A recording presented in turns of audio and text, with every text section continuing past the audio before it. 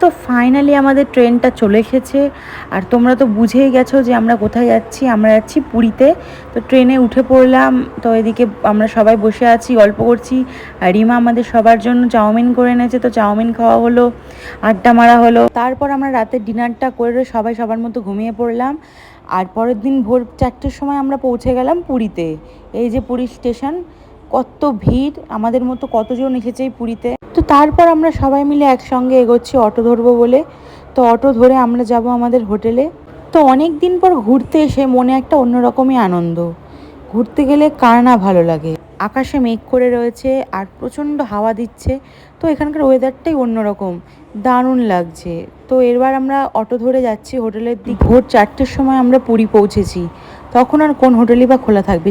ওদিকে দাদারা সব হোটেল ঠিক করছিল, আর এদিকে আমরা বিচের ধারে কিছুক্ষণ সময় কাটাচ্ছিলাম। তো এতদিন পর, দীঘার পরে এই পুরীতে